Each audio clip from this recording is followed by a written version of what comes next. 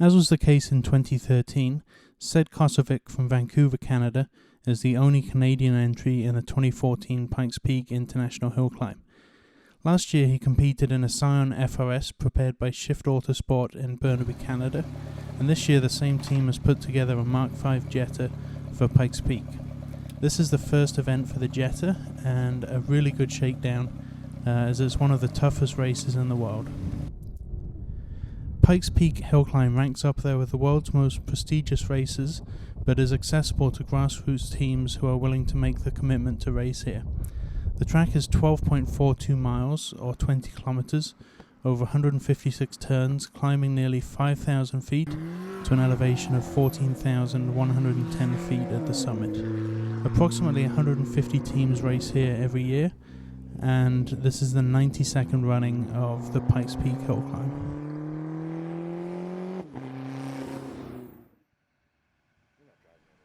We left Vancouver on Saturday morning and drove down to Emmett, Oregon, which took about 15 hours for the freeze-out hill climb, which was taking place on the next day, on the Sunday. The trip went without a hitch, and we had a hitch, but no problems, unlike last year where we had some issues with the truck. So Sead is going to give you a few words about the hill climb.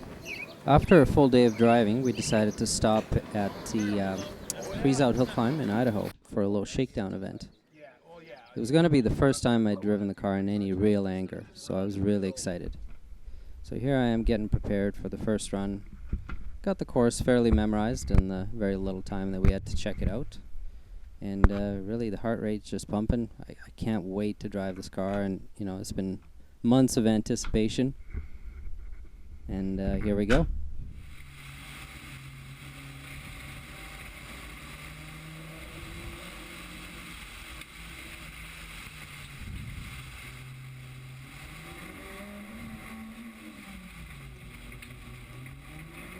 The car itself drove really well, even on that first run. I had to get used to the paddle shifters, being a hardcore manual shifting race car guy.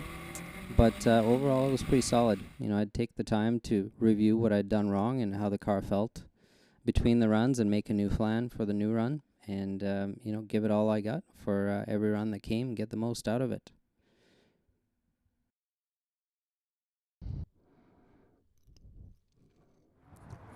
After the hill climb on Sunday, we drove the rest of the day and all night to get to Tech on Monday morning in Colorado Springs. It's a great place to check out all the vehicles that are competing and say hi to some of the drivers and riders. There was a lot of interest in the Jetta. It was a very popular car there. People love the graphics and the side exit exhaust.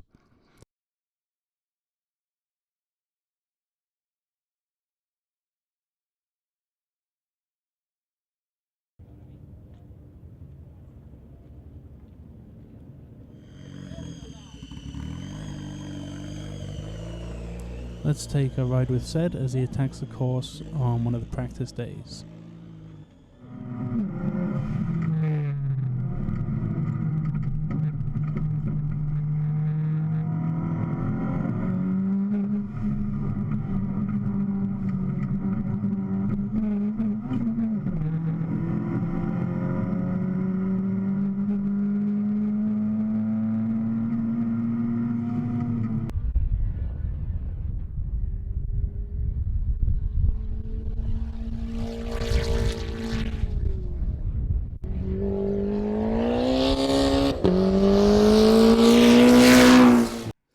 Well, it wouldn't be racing if everything went perfectly. After that first day of practice, we actually ended up with a blown motor.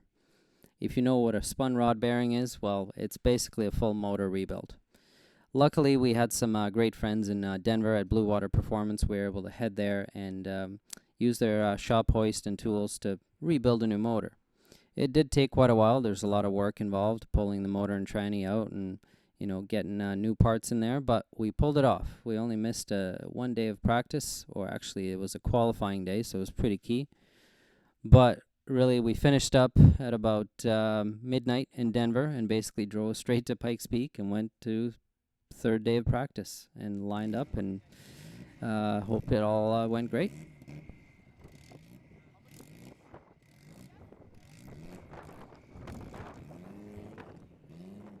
After a very challenging practice week, we decided to head up to the top at 14,000 feet, or 4.3 kilometers up, just to get acclimatized to the air one more time and take some mandatory beauty shots. The scenery is just absolutely unbelievable up there, and the Jetta looked great.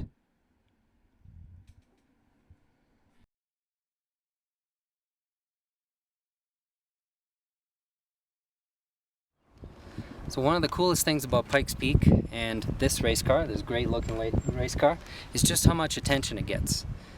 We just talked to a very cute family that are now our race fans that had a lot of questions to ask. This is awesome. You gotta reconnect the wheel. Oh. Alright, let me put the steering wheel on for you, and then you feel like a real race driver. Okay. There This you go. is awesome. Oh. Wow. That is cool. I know, this is like the best. Oh, thank you. A good luck hug, right? Yes. Thank you. If you can hear that. Nice to meet you. We are here at Colorado Springs Fan Fest on our day off after the Pikes Peak practice runs, and then leading into the race on Sunday. So we've got a big party here. All the competitor cars are out on display. About 35 to 40,000 people come out, and they put on a really good show.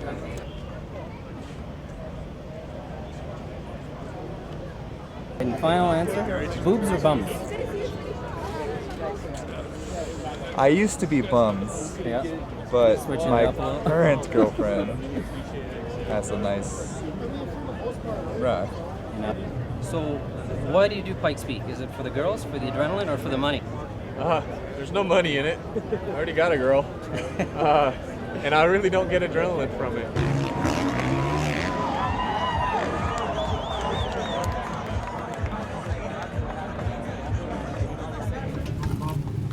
You're stuck. Yeah, we're a little stuck.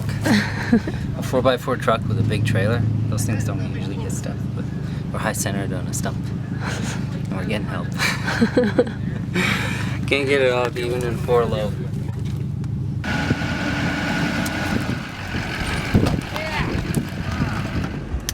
What are you doing? Just making some notes. Going over all the turns in my head, because so many are similar and you gotta attack them differently. Some open, some decrease. And you don't want to think it's an opening turn when it's decreasing.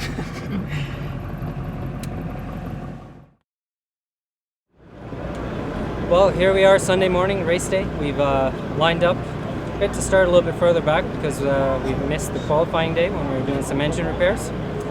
But I can't tell you how excited I am. I mean, it's all about driving this road to the max. Car is as ready as she's going to be. It's pretty cool to debut a new car at Pikes Peak and shake it down here because this is the most extreme environment. Anyways, thanks for following, and we're off in about 5 minutes. Just getting ready for an event like this is a challenge in itself. There are so many mental obstacles that you have to work through to really remember the run and drive the way you want to. Not only is it at a really high altitude, but the road is actually really challenging and really scary, and there's no room for runoff. So you got to keep focused, stay thinking about what you want to do, not what might happen, and let it go.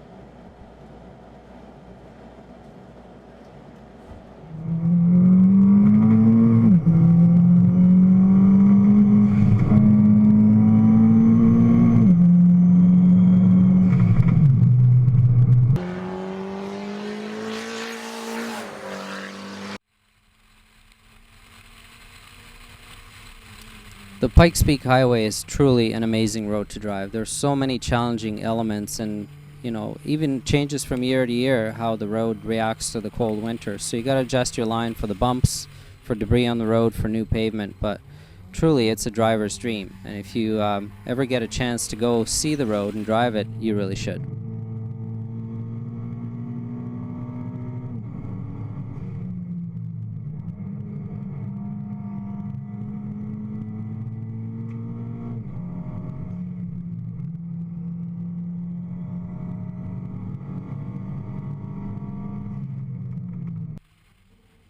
Apart from a couple of small mental mistakes that I'd made, the run was actually going pretty well. Because of the challenges we had during the week, we decided that the goal is now completion instead of competition. We still had to drive at a pretty good pace and be happy with the drive. As you're approaching the top, it's hard to stay focused. You know, it's been a long, strenuous time at a very high heart rate, but you know, as you're getting to the top, you're getting more and more excited. Still got to stay sharp right up until you see the finish man waving that gorgeous checkered flag. Getting to the top of Pikes Peak is always an emotional experience. You know, this was the first event for the car, and actually we ended up doing quite well with a sub 12-minute time, beating our last time by almost a minute and a half. The cool thing is, this is just the beginning for this car. Since we're now a privateer entry, we can really do whatever events we want, and you can look forward to a summer full of time attack events that myself and my friend teammate Richard Bassford will be doing. Please stay tuned to all our channels, whether it's Facebook, Instagram, or YouTube, and let us know what kind of content you want.